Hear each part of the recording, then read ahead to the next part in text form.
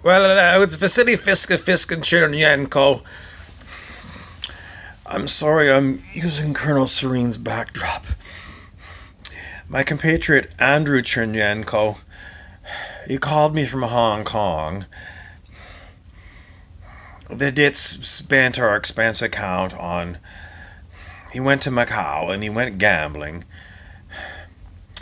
Said he was going to write it off as an expense to our last client, but our last client blew the coop and we can't find them.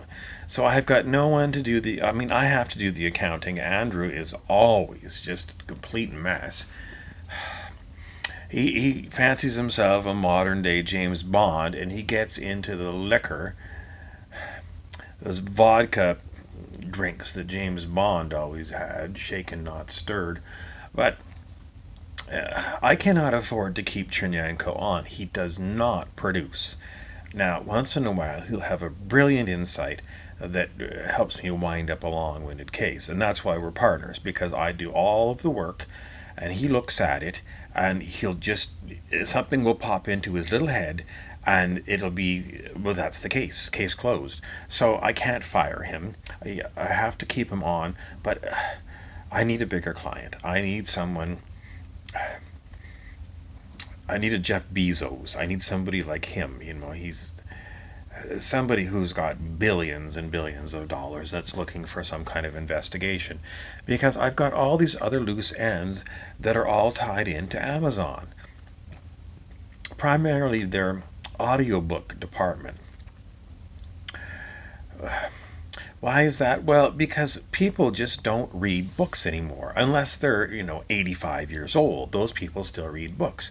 But everyone else listens to YouTube videos or audiobooks. Or they don't read. No, even the children don't read. So audiobooks are the only way that people get any information, other than YouTube. Andrew Chernyenko was not in my college. He didn't attend the University of Moscow, Illinois. It was Moscow. It wasn't even Moscow on the Hudson. Chernyenko was of Russian extraction, and then he was born in Australia. His parents immigrated from Russia. Somehow they got out during the who was that guy? Gorbachev years. They left, and then Andrew was born there. So that means that he's very young. He's much younger than me, and he doesn't read anything. I send him my executive summaries, my reports. I send him emails. He doesn't read any of it. So what he does is he listens to me do these videos, and then he sends me a video back and he said, this is the way it is. He's brilliant, but I can't figure out how he does it. I do the legwork and he looks at it, and that's how we close the cases. I couldn't do it without him, and he wouldn't have anything to close if I didn't do the legwork on it. No one understands where we're going to get Jeff Bezos. I don't have access to his yacht club, and VaSillyFisk is more available for luncheons. I don't mind doing lunch. In the evenings, I tend to go to the gym, and in the late evenings, I do like to go to those retro theaters. In some cities have got them where they play nothing but old movies. Last night I watched the old Mel Brooks, Rick Moranis show, Spaceballs. Oh, John Candy was in there. Now, everyone knows John Candy faked his death. It was reported all over all the major newspapers that he was dead at a very young age of some, I don't know if it was alcohol or weed or something, but they said he overdosed and he died. And it's simply not true. Why? Because I've seen him. I've seen him countless times in the Dallas airport. He uses Dallas as a hub at where he flies. He flies commercially, and he pretty much looks the same. He's still quite large, and he's still got quite a smile. And he knows me because he's seen. Well, he doesn't know me by name, but he knows me because we've sat together. And I looked at him and I said to him, you're the doppelganger of that Canadian actor John Candy. I think he was Canadian. And he looked at me and, well, he dropped out of his, he was using a Texas accent, and then he fell into a Canadian accent, which is what I'm doing right now. I mean, normally I talk with a British accent because that's where our home base is, on Canary Street and Carnaby Street near Canary Wharf in London. But when I go on the road, and when I go to America, I don't like to sound American, so I pretend to be Canadian, because they don't really respect people from the UK. They figure that if we can't do a Brexit, that we're unreliable. Whereas Canadians are reliable because, well, everyone knows that. That's an example of reliability of something from Canada. Well, the wheat crop. Everyone knows that the wheat crop in Canada is always a bumper crop. Is that all they're good for? Well, they used to make things. They don't make anything in Canada anymore. They used to make, in Montreal, they used to make all kinds of suits. They were the best suit makers in North America, the French tailors, and they don't make them anymore. Southern Ontario used to make cars. They don't anymore. They used to make home appliances. They don't anymore.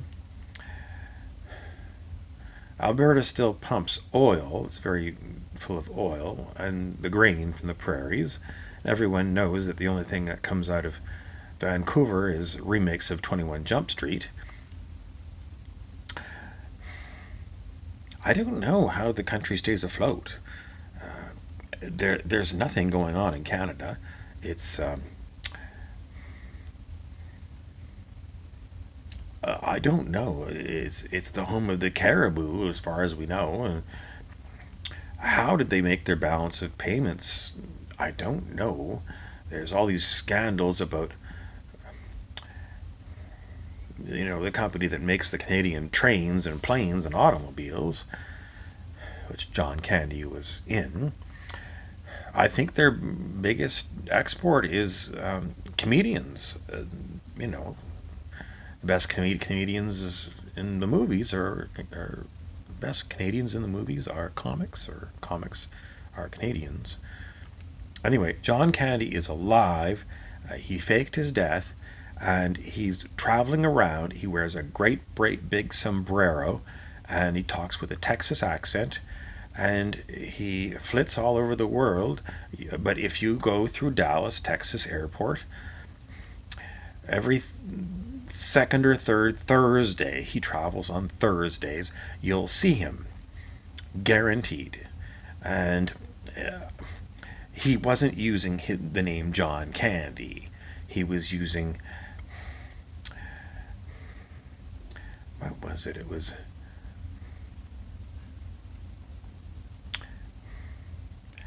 well, it was a strange name. It was, I don't think it was Hubert Winfrey.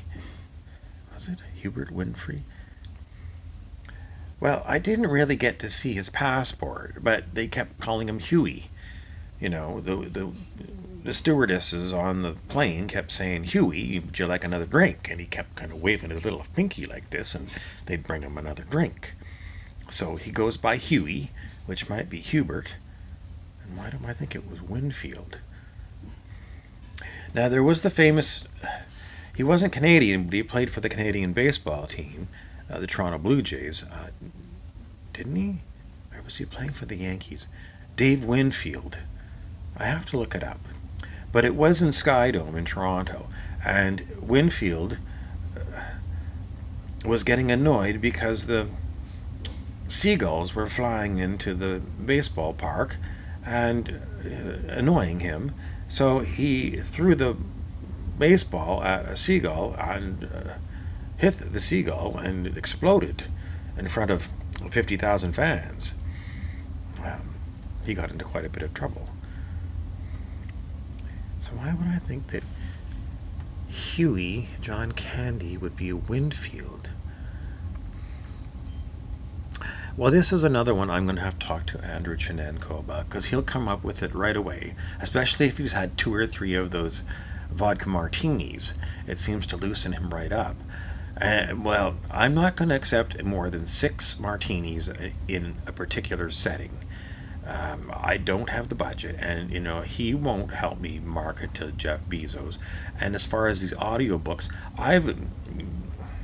I've given up buying them. What I do is I ask my friends to give me the password to their Amazon Kindle accounts, or the Amazon the audiobook account. So I just log into other people's.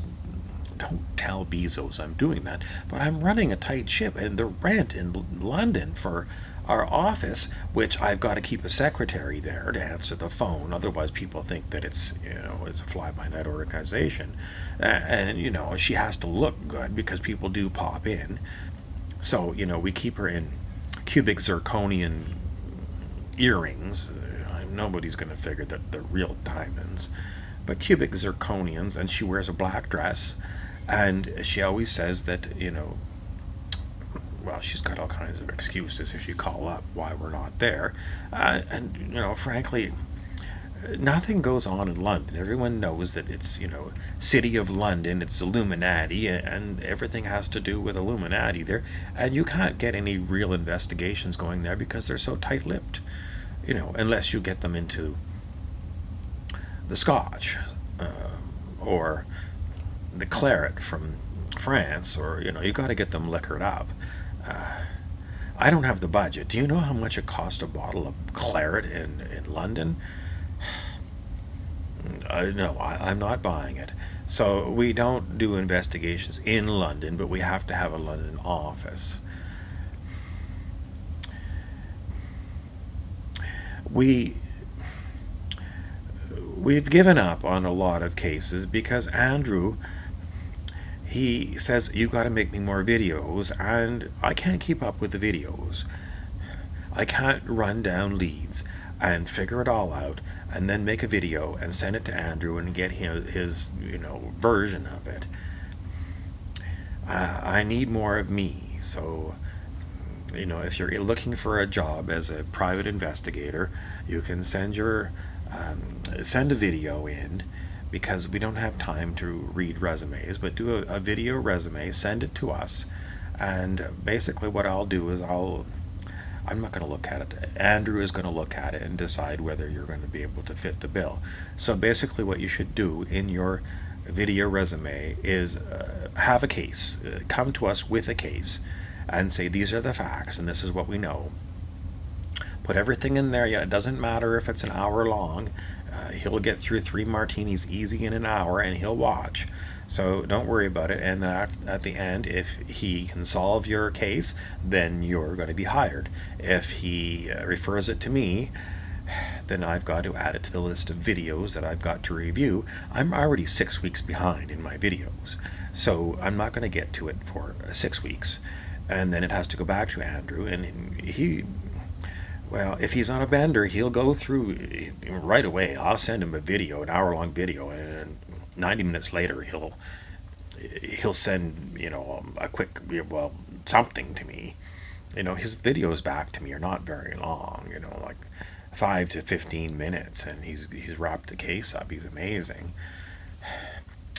But anyway, the last thing I want to tell you about is Colonel Cliff Serene. Andrew thinks Colonel Cliff Serene has lost the plot. Why? Because Cliff Serene was seen with Muammar Gaddafi's son in Montreal, where he was doing hookers and blow. What was Serene doing with Muammar Gaddafi's son? Hookers and blow. I'm VaSillyFisk.